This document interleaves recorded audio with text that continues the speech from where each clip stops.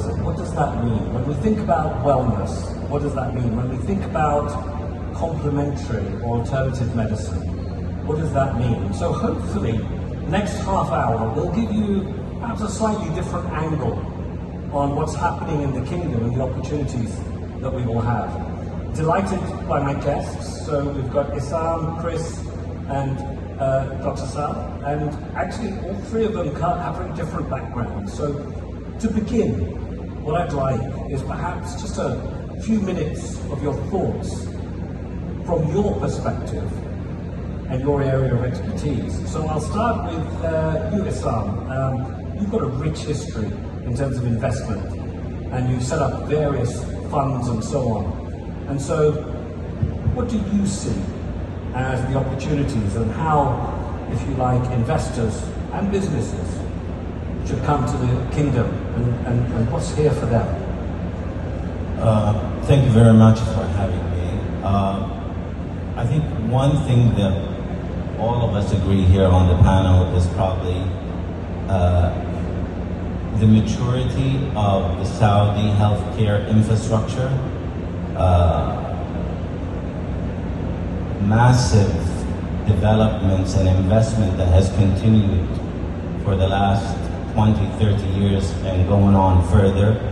I think these are the right elements and recipes for attracting various different investments and attracting the investors inward into Saudi. I think with the developments that is happening today in the various areas, whether it is wellness, medical tourism, various areas within Saudi Arabia, whether it is in the southern province or in some of these new resort development in the Red Sea. I think these are the bedrock for really attracting the right investment and seeing further where Saudi is located today, and the maturity of the medical sector, whether it is physicians, nursing, etc.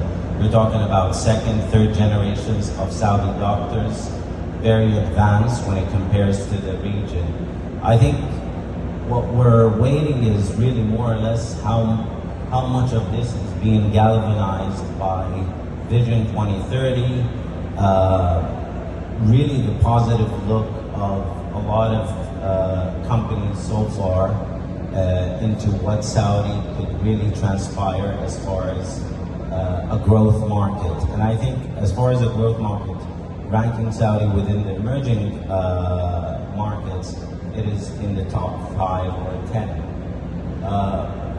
Now the question is really how can we institutionalize investment in healthcare through various investment vehicles, whether it's through private sector.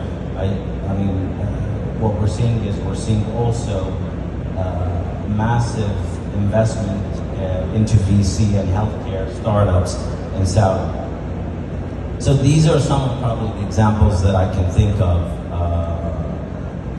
what's happening today. Yeah, thank you. I think you framed it nicely because you've kind of given us an overview of the, well, in your words, the bedrock that really has prepared the kingdom for that future investment. And Christoph, you're kind of at the heart of it. If we look at Vision 2030, there are 3 major projects that come to mind, and the one that certainly is often, talked about, read about, everyone wants to know about is NEOM. So you've got a rich history in terms of medical tourism and wellness, certainly in the Far East and so on. And you're now bringing those skills and expertise to NEOM. So tell me a bit about your role and what's happening and what we can expect. Sure. Well, first of all, thanks for the invite.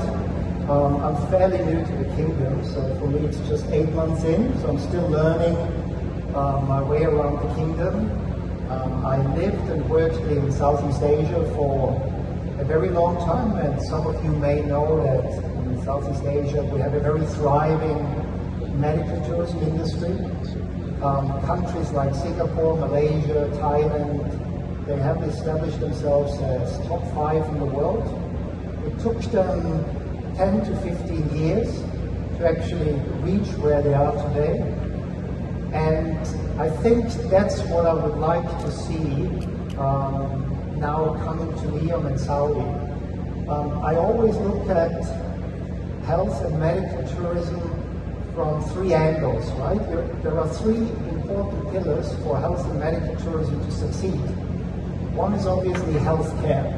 You need a very mature and established healthcare system in order, and the chairman of the Health Tourism Association mentioned it just before, to gain credibility and trust. Without credibility and trust, people will leak out of Saudi and other places.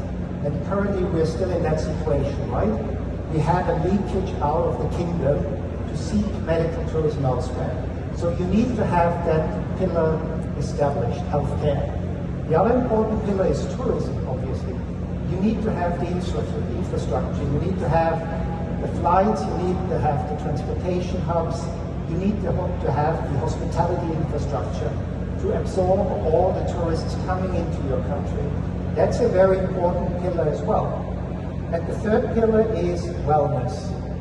If you look at the powerhouses of health and medical tourism, like I mentioned before, and